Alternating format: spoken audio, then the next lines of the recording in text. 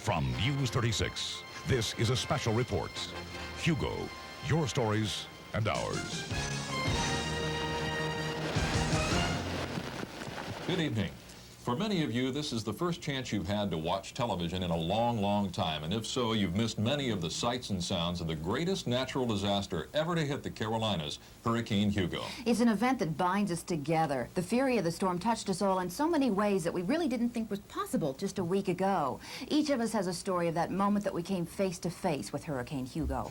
But because of those power outages, many in the area have been unable to see or hear the valiant ways in which their neighbors have coped with this devastating storm. This is a chance to share those stories, yours and ours.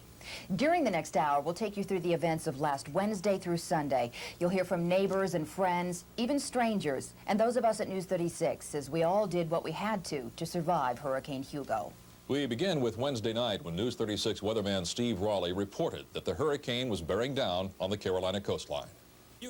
Wednesday clearly was a pivotal day for Charlotte.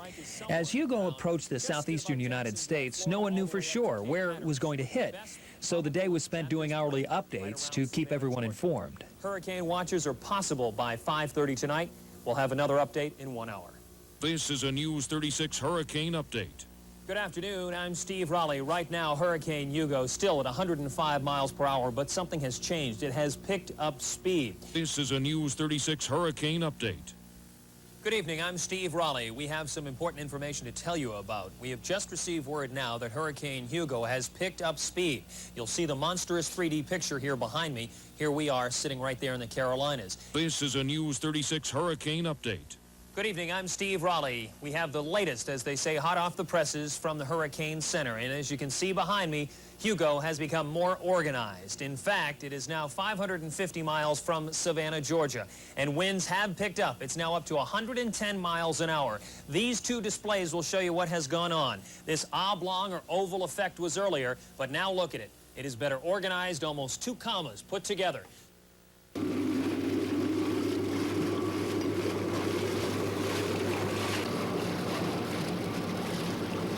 Storm scare you? Yes, it does. No telling what it could do. I think if that storm hit this marina at 100 miles an hour, it'd wipe it out.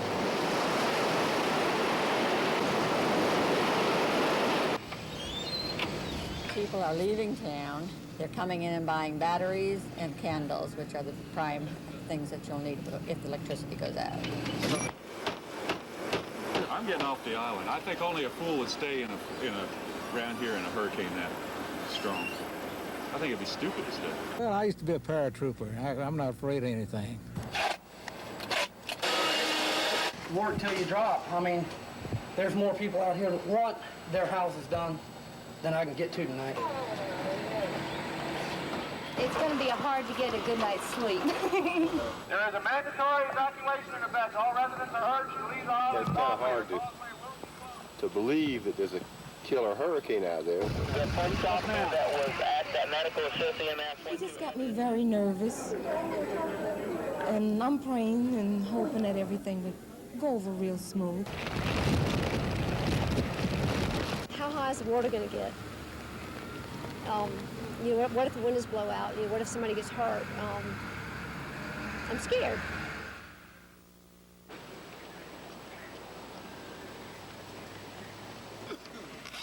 In Myrtle Beach, sudden fear as Hugo turns closer to a resort which has dodged storm after storm for decades. The 2nd Avenue Pier's final hours.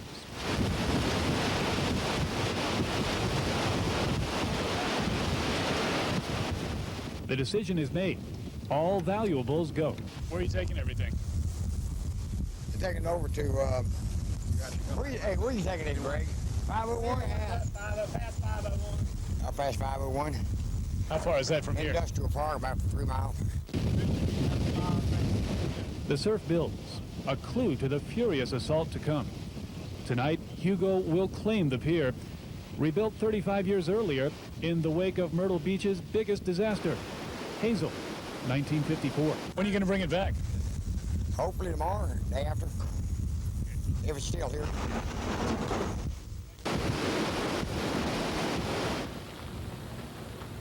That's what they're facing in the coastal counties. But Charlotte, the land of glass skyscrapers and no beaches, is bracing for the onslaught as well. Highway 74 tonight, the Carolina conduit looking more like a conga line of headlights as caravans of cars come in, hiding from Hugo. You're coming in Highway 74. I understand that the hotels out there are filling up, but you can try the Luxbury. Those who need help and accommodations found it here, the Visitors Bureau. It stayed open to direct city visitors and offer information. Sir, we have some available on that same side. We have one room. Her advice well taken. At the Luxbury, 20 to 30 people have checked in. Others have made reservations. Those numbers duplicated at hotels around town.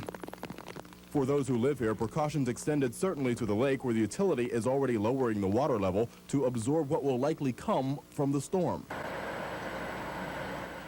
Boat owners battening down hatches, but for those with property or friends down south, getting ready takes precedence over getting out. Sales of plywood, even here, remarkably higher tonight, even though their effect against Hugo might be minimal. It would withstand maybe the outer winds, but if a direct hit, they said it wouldn't do any good. And those who are staying are bracing for it. Some folks buying gasoline tonight just in case. Many others buying necessities like water. Until yesterday, people really weren't taking Hugo serious. Now you look around and you see all this. Think people are worried? I think so. I am. Think we have a right to be? I think so, with the tornadoes and everything. That's the main thing that bothers me, is tornadoes. The store where he shopped had been nearly emptied of its supplies, not only water, but other staples as well. All this to escape the ferocity of a storm that could make us think back to 1954, when Hazel reached nearly this far inland. Forecasting the storm took on a, whole new dimension Thursday night.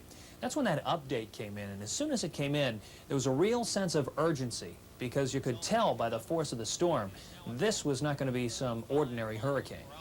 It is a Category 4 hurricane. This is a devastating hurricane, and quite frankly, it has gone from the simple of, gee, this is a big hurricane, to this is going to cause devastation where it hits along the coast for tonight. Let's get right into it, because we've got a lot to tell you about. After the update came in, we went to the computer and fixed together a wind speed map. And when we looked at the values, it was hard to believe.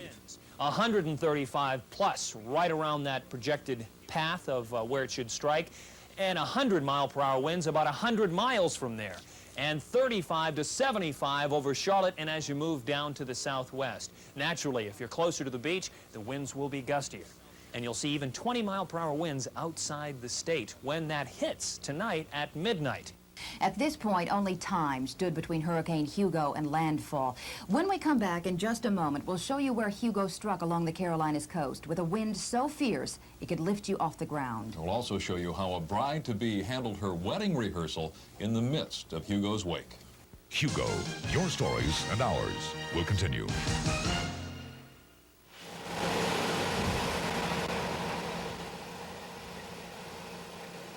By Thursday night, the stories that had dominated the headlines were about to be pushed to the back page. Of course, the Jim Baker trial, the crash of U.S. Air Flight 5050 were about to take a back seat to Hurricane Hugo.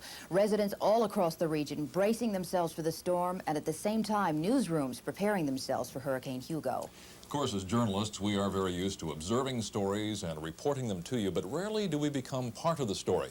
But Hurricane Hugo changed our lives just as it changed yours.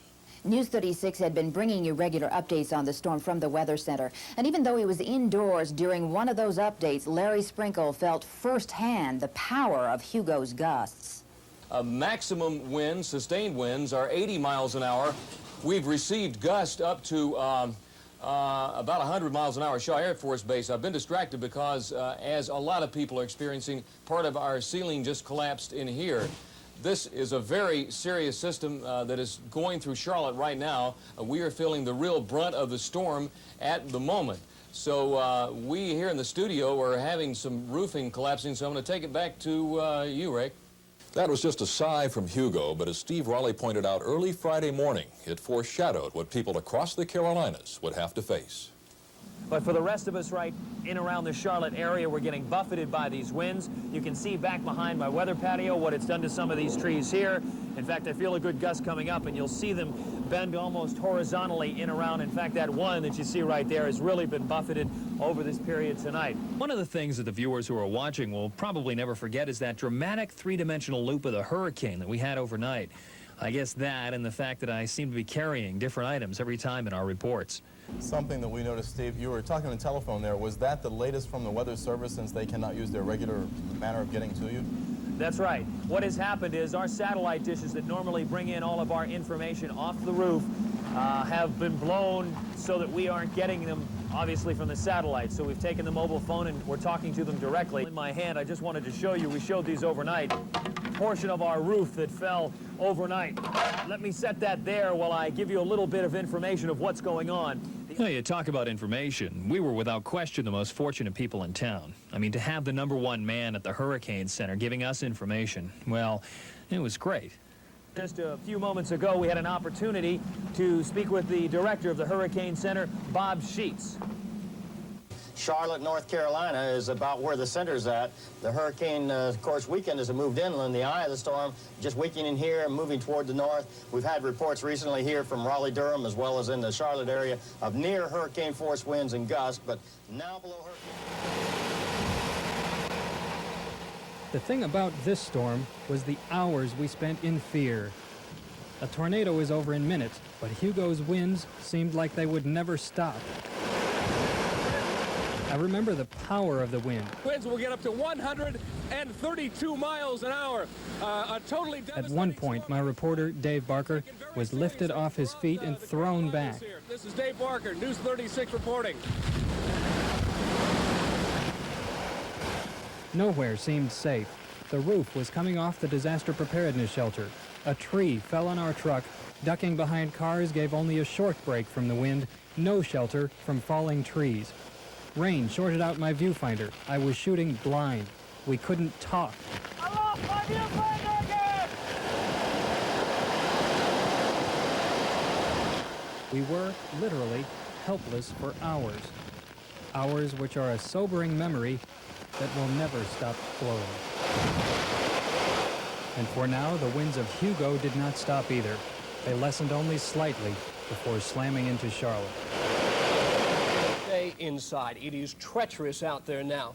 What we have been seeing all over the city of Charlotte are downed tree limbs on almost every street. It took us nearly an hour to get from the downtown area just to our station.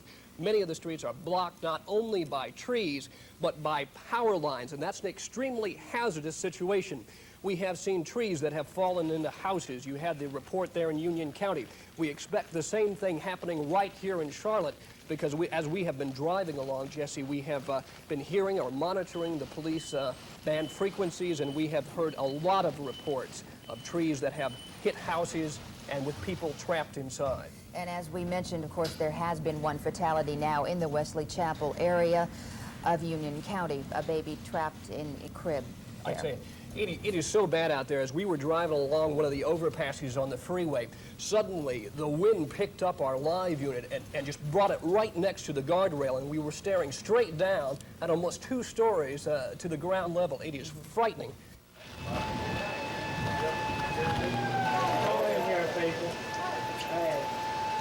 Power lines down everywhere, trees down everywhere. It's kind of hard to sleep though, that wind coming through the windows. And on the way in it, the wind took my breath. It was terrible. I'm just worried to death about my husband. Also, they have cited tornadoes in Cleveland County in the Kings Mountain area. Then our lights went out and it started shaking again, and I said, we're getting out of here, but we had an awful time getting here. Everything is breaking crazy right now.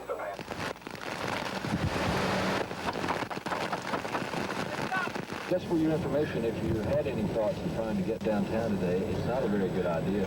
I've never been in a storm this rough. Flooded. Charlotte has never seen a storm like this before in their city. To hear the storm during the night and to see the devastating results that morning will always remind them of Hurricane Hugo. I was born and raised here, but I've never seen anything like this. I can remember back when Hurricane Hazel hit, but it wasn't nothing like this. This is really amazing. The awesome force shown by the destruction of houses, trees that had fallen, cars that were crushed, made it obvious that Charlotte would soon be declared a disaster area. It's horrible. We heard we lost a hospital. Part of it collapsed. I don't know what part. I think it was Trident Hospital. Communication was limited. People did it the old-fashioned way. Travelers told the news to each other as they passed. They talked of power lines that were down, which roads were blocked, and how they never would have guessed this would have happened to Charlotte. When I heard Category 4, never hit Charlotte. Listen, next time I know better. But Charlotte wasn't the only place Hugo left its mark. There were others.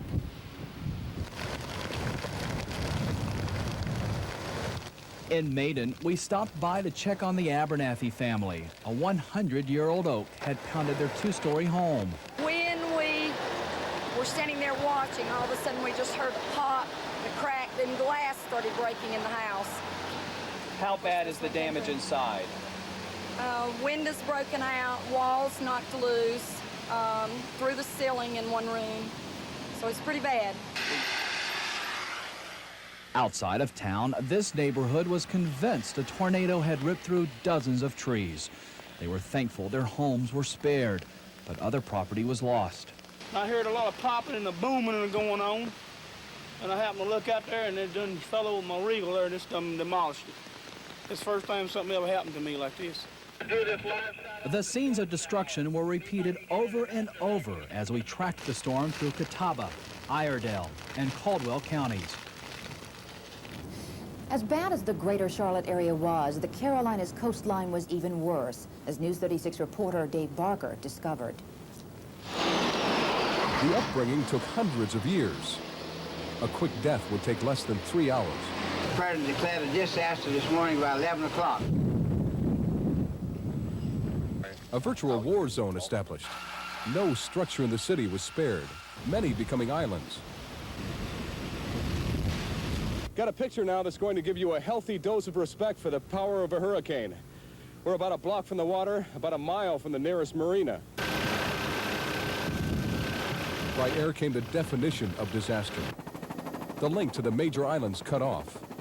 Folly Beach, the Isle of Palm, Sullivan's Island, James Island, Mount Pleasant, the list of areas of near total devastation went on. Stories of the night of fear could be seen and read on all faces here. The most terrifying experience I can remember in my adult life. Not all were of destruction. When I got there and I see my house, it brought tears to my eyes just to see it still there. You know, it's not something that lives, but it didn't have insurance, and I built it. A hurricane disaster unparalleled. Now, words could describe the scene, but could not touch the emotions churning within. The damage that these people have sustained. There's gardens down here which people have taken years to get beautiful. And their houses and the roofs off. It's just a crying shame, it really is.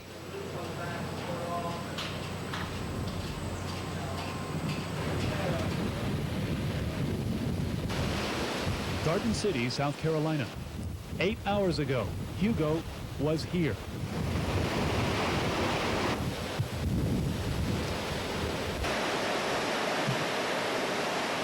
Normally busy Waccamaw Drive, a trail of sand. The many swimming pools here are just shells on the beach. The sand which once anchored them carried far away. It's gone, everything. Gary and Linda Blake looked over the wreckage of their home and business, the Journey's End Apartments. The Blakes knew hurricanes are always a threat to those who live on the beach, but... Well, you think about it, but you never think it's going to happen to you. What are you going to do now? I don't know. I have no idea. Everything we have is right here. Now, despite the havoc that Hugo wreaked on some of our favorite vacation spots, the attention of most Charlotteans turned to the Queen City that day because we had plenty of problems of our own. And coming up, we'll show you how we responded to our own needs and to those of our neighbors. Hugo, your stories and ours will continue.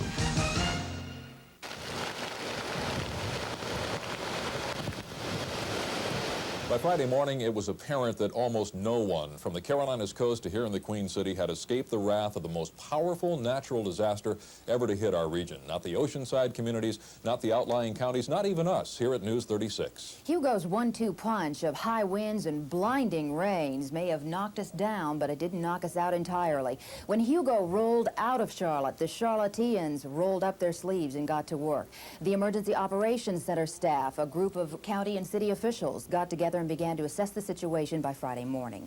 We did have a great deal of responses directly related to the storm. We had a significant number of 10 or more victims who were entrapped by either in their cars or homes by falling trees.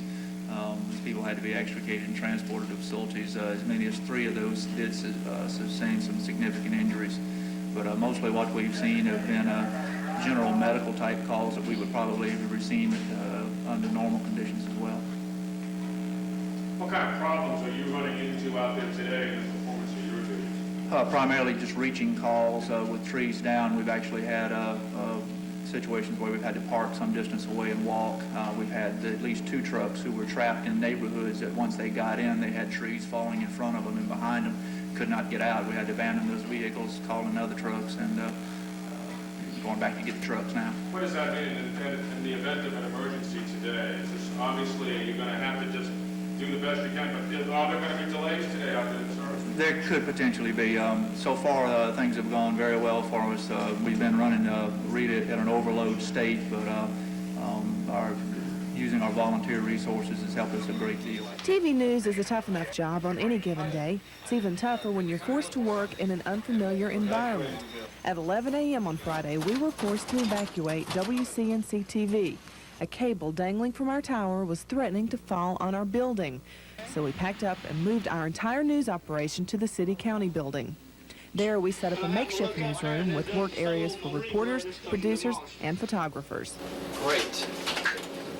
How are we doing on time? About a minute, that's good. That's good because... With only 2 phone lines, gathering information was tough. One phone was in constant use. We were trying to find out if we would even be allowed back into our building. And the other wasn't idle very often either. Steve Raleigh had no weather machines, no computers, nothing to help him gather the information that he needs to do a weather forecast. He had to rely on his contacts at the National Weather Service office. We had no idea if we'd even be allowed back into the studio in time to do a 5:30 newscast, but we kept working right along as if we would. Like many Charlotteans, I've watched Hugo in the height of his pre-dawn fury, snapping neighborhood trees like matchsticks. And now with the marching orders given that we move our news operation uptown, I head my car in that direction. Everywhere, downed trees, turning Charlotte streets into a giant maze with countless dead ends. It's midday, and already the roar of Hugo's winds being replaced by the roar of chainsaws. I encounter lifeless traffic lights, some of the first symptoms of a massive, crippling power outage. Intersections are mass confusion. As I approach the uptown area, those who have ignored the warnings to gas up and stock food are waiting in lines that stretch for blocks. Then the first sign of good news: there is limited power uptown, and our skyscrapers are standing tall, but the evidence of Hugo is everywhere. Huge panes of glass from floors high above shattered all over the uptown streets. More uprooted trees and bashed-in storefronts. Police are trying to maintain order. Behind the debris of the fallen trees that made the chapel at Thompson Park so special, Rebecca Thompson was rehearsing for the biggest day of her life, Saturday, her wedding day, with fiancé Steve Atkinson. Plans were just great till Hugo crashed the rehearsal. Just getting here has been horrible. Rough day, huh? Horrible. I don't have my dress still. The place is still closed. I don't have my shoes. My bridesmaids are all here without any of their clothes. We can't pick anything up because everything is closed. Our rehearsal dinner is now hamburgers and tuna fish. They always promise brides that marriages are for better or for worse. Rebecca figures she's had one part of that phrase already. This is the worst part. The better is yet to come. People hadn't really planned for the gasoline lines, just like they hadn't planned for Hugo. Once they were out of their houses, they seemed panicky. With only 2 or 3 stations open in all of uptown Charlotte, lines like this should have been expected, but they weren't. When we drove by here, I counted 81 cars in line. It's rough, man. It's rough because, you got to spend a lot of time to try to get some gas. How you coping with all this? Well, tolerating it like everybody else is doing. It was so bad, several off-duty Charlotte police officers stopped by to help out. Pull it right in line and see what's down there. This policeman was headed home after a 12-hour shift and is also a National Guard captain. He correctly guessed he'd be called out shortly, but still took the time to help out the station owner. Dartmouth was one of many streets that would bring up the phrase war-torn Myers Park. A huge tree lay across this second floor. Its companion lay across this second floor, and the car in their driveway.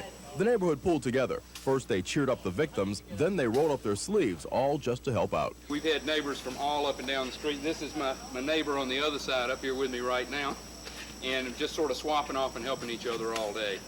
I would have to say that I'm very pleased with the way folks have responded, and it has really helped. The couple who lives here are attorneys. They had lost plenty, but something had made them leave the bedroom just before tragedy hit. We had just moved from the front bedroom where the dormer that's damaged is into the middle bedroom where the side dormer is. This was about 3:30, 4 o'clock? About 3 o'clock, yeah. And the tree came down about a half hour, an hour after that. We'd kind of been falling in and out of sleep. Will they leave because of Hugo? I asked them that. They said not hardly. Charlotte's spirit and heart matched in this case by determination. A bunch of great people in this neighborhood, and I think Charlotte should be proud. In many cases, we saw how the worst of times brought out the best in people. But at this point, we were still in the early chapters of Hugo's aftermath. And when we come back, we'll take you to Saturday when the peacekeepers were brought in.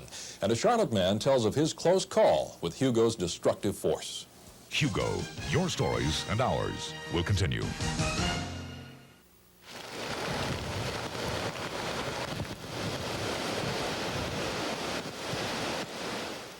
Someone once said home is where the heart is. Well, it's also where the phone and the refrigerator and the range and a whole lot of other conveniences are. You really get used to them. You know, I can't tell you how many times I reached up to flick on the light switch and it just didn't respond. You were not alone. Well, the hurricane forced many of us to get along without the things we're used to having. It made life at home more difficult. It also, in some cases, made it hazardous. By Saturday, in Charlotte-Mecklenburg, 200,000 people were without power. That's 85% without electricity. But still, our neighborhoods pulled together. I arrived at Susan Folt's home on McAway Road and found her cleaning up her stricken property. Her dad was lending a helping hand. Susan took us on a quick tour. This is what my backyard looks like, a sea of trees. The power lines were under the broken limbs, and the threat of living without electricity or the phone for a week or two wasn't about to dampen Susan's spirits. It was the same story for Betty Graham in Myers Park. See, here's this chicken that was frozen, that was defrosted, so... Is this lunch?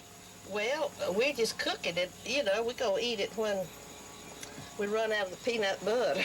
As we left Betty and Susan, they were determined to keep their heads high and get through all this. See, here's this chicken that was What happened to James Harris on the night Hugo struck belongs in a book of close calls. The longtime Charlotte resident had amazingly slept through most of the storm. But about 6 a.m. something happened which brought him to immediate attention. My head was back in there. That was across my shoulder and my body. And I thought the chimney had fallen in because of the bricks that were by my head. This huge oak tree, over 50 years old, came crashing into his bedroom. It could have taken his life. It came to rest a mere 4 inches from his head. Harris's first thoughts were for his daughter. He thought she might have been crushed in the next room. Fortunately, she was okay. So was James Harris. He was just scared out of his wits. Take care of her. They arrived in their Hummers, the vehicles that the military police will use to patrol the streets of Charlotte and Mecklenburg County. There's no need to ask. Yes, they are armed with M16s. Who would have thought that Hugo would have left us with the need to protect our property with such a show of force? And showing that force is a big part of their job here. Visibility an important factor? Yes. In what way? Well, I don't, just having some people standing around a shopping center may prevent some people from going in.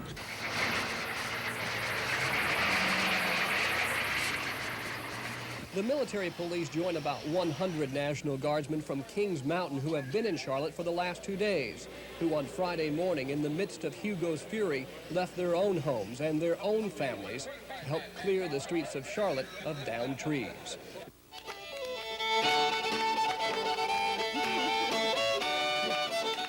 With no TVs or VCRs, these neighbors entertain themselves. It's been really difficult. That's why it's been great to come next door, and everybody in the neighborhood came over, and we just cooked and ate together and drank together, and it's just one way to get through the night. But there was a practical side to this social gathering. They made sure all the thawing food in their out-of-order freezers did not go to waste. We got together, decided that we all had this refrigerators full of food that was going to waste, so decided to pull it together and have a feast, and it's turned out to be a good time for everybody. Oh, I love somebody, yes I do, love somebody, yes I do, love somebody, yes I do, bet you $5 that you can't guess who.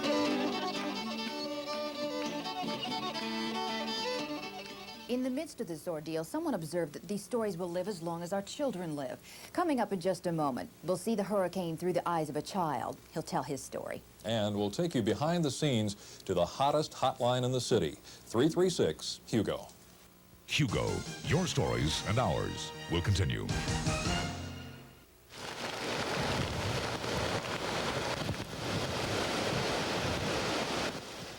In the aftermath of the hurricane, items that were commonplace just the day before were in short supply, hard to come by. Many people spent most of their weekends searching for gasoline, water, food, or batteries. And you know, by the end of the weekend, Tom, they were looking for two other things, some help with insurance and help with assurance.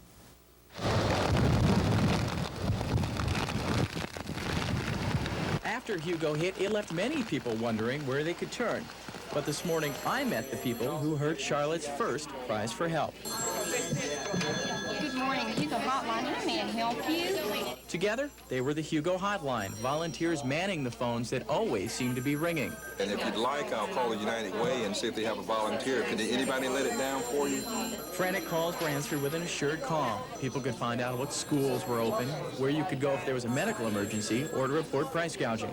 But if you think about it, these people were just like us, suffering through their own power outages and property damage. But they knew voices on the other end needed their help more.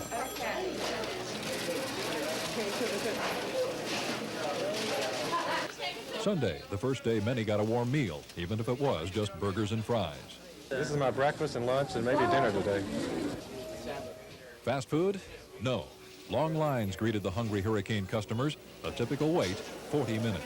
Don't have any electricity, but I know how to get along. Not most people don't, but I do. How do you get along? I get along the best way you can. How's that? Any way you can. A Sunday meal with all the fried trimmings. Not steak and lobster, but a meal most of these folks won't soon forget.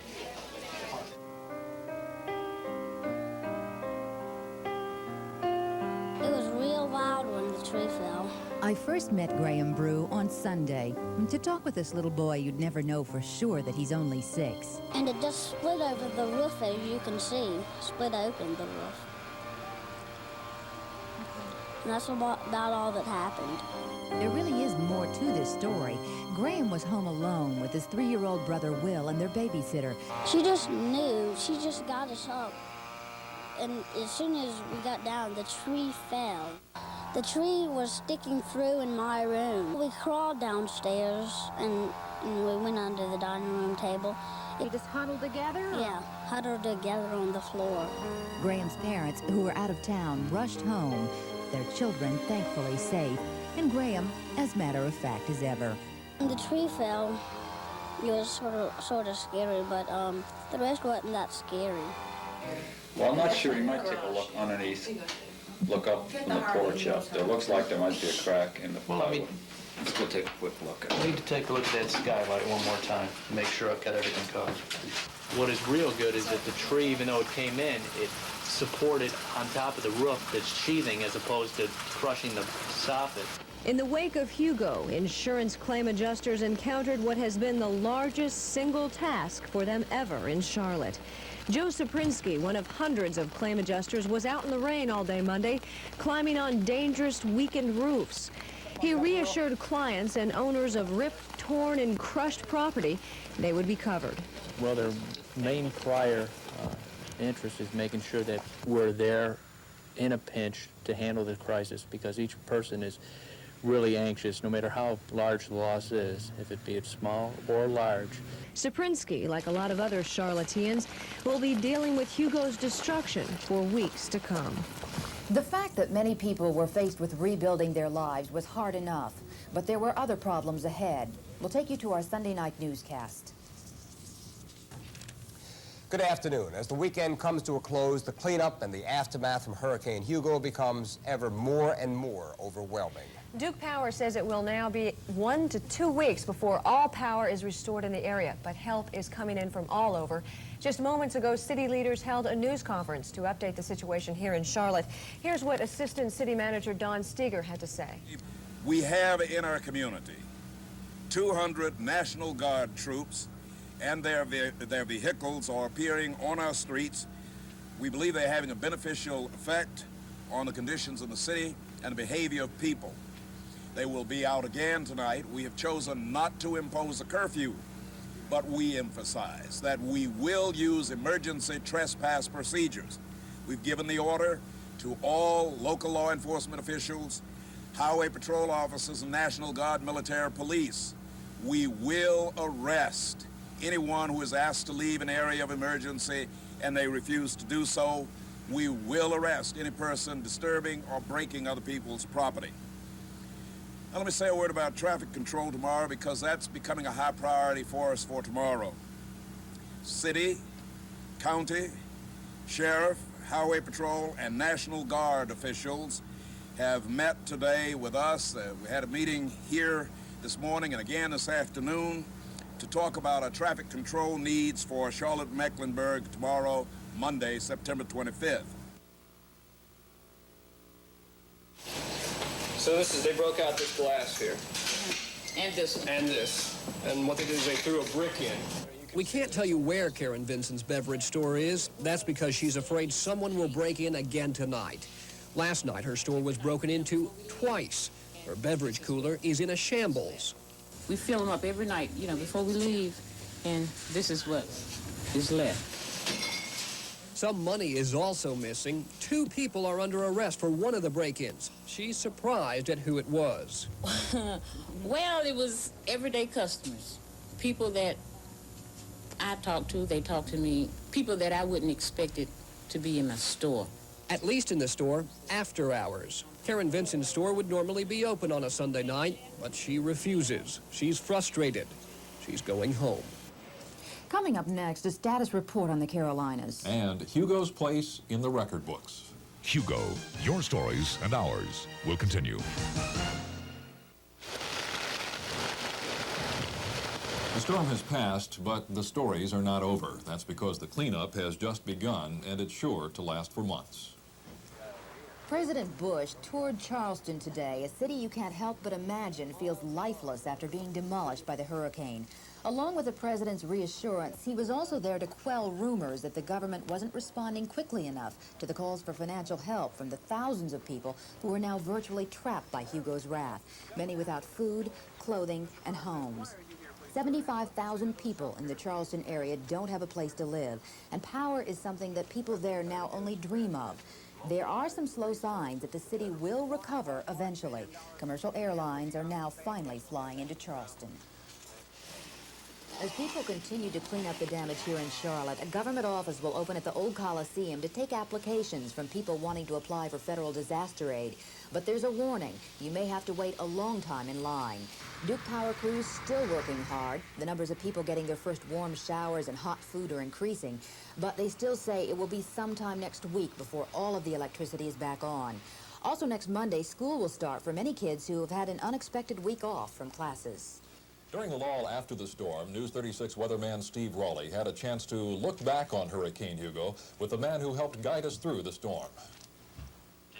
So it went up like this, right across that zone. So now we're going to talk to the people in Charlotte, and they were just on the edge of the I-1.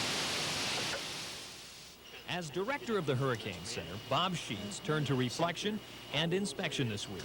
Now, reviewing Hugo's path is one thing, But after seeing firsthand the devastation from Charleston through the Carolinas, Sheets tells us Hugo now earns the top spot in the record books. That's true. I think that when you look at the overall destruction that we've seen here in this hurricane, the extent of it, over such a large area, I've not seen that in the other hurricanes that I've looked at, Elena, Frederick, Gloria, David, all of those hurricanes that we looked at in the past, Alicia, none had such widespread damage as far inland and as far up and down the coast as this hurricane. It was a large hurricane. Big enough to sustain 60 to 70 mile-per-hour winds here in Charlotte, with gusts up to 91. And Sheets confided to us, Hugo's damage in Charlotte surprised him. To some degree, because the winds normally die down relatively quickly as you move in. Hurricane force winds will be maintained at least 100 miles or so inland. Of course, we got up to Charlotte, which is even more than that. But I think the damage going inland is a little larger than most of us would have anticipated.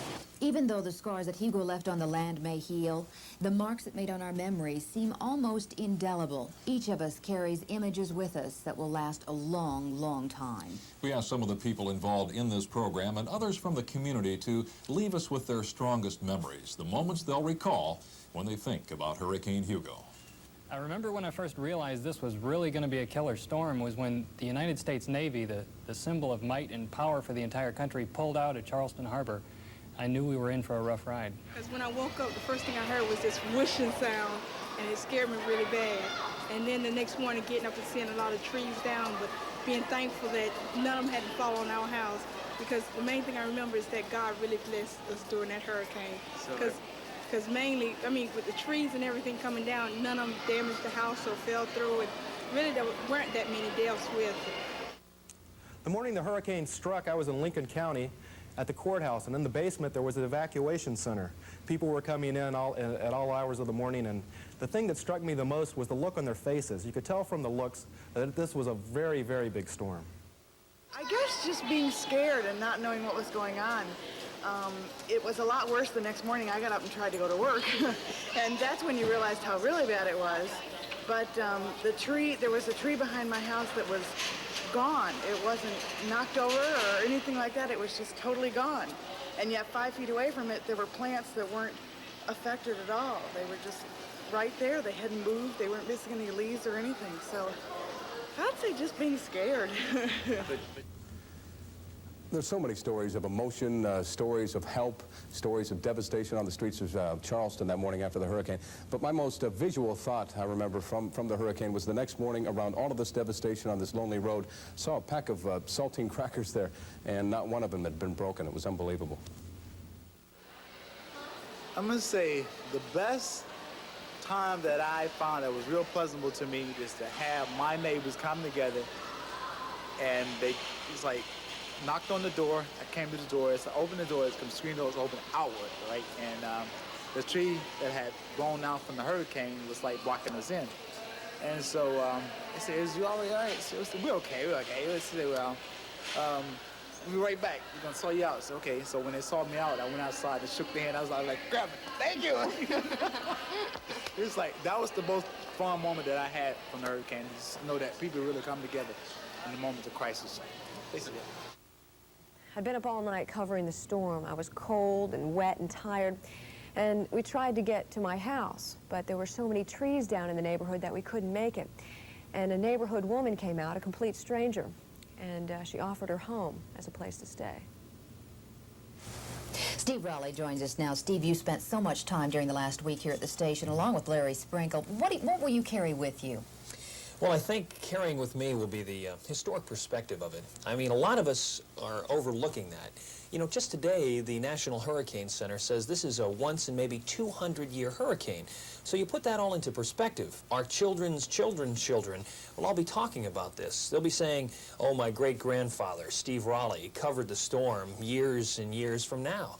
And I think a lot of people maybe lose that perspective on it of exactly where Hugo stacks up in the chain of hurricanes. What about you, Tom? Steve and Jesse, I think the thing I'll take away from this is the whipsaw of emotions, the anxiety watching out the windows during the height of Hugo's fury as it toppled 17 trees in my yard, then the relief going outside, finding out none of those trees hit my house, and then feeling sorry for neighbors who had giant oak trees come down on theirs. Then there was the feeling that you had when you lost the electricity and the water. Being without that for several days was really a negative experience. Then being so elated when the electricity and water came back on Monday, but then realizing, hey, there are still countless others out there that don't have electricity and power, and going back to feeling badly for them and wishing you could do something about it. So this back and forth whipsaw of emotions, Jesse, is I think what will be the lasting memory for me. Tom, Steve, you both mentioned relief after the storm was over, and of course everyone feels immense relief and usually can find some little spot of humor after a tragedy like this. I think everybody had something that was a little bit funny, and my funny moment seemed to come right in the height of the storm. It was about 4:15 in the morning and I was driving to work.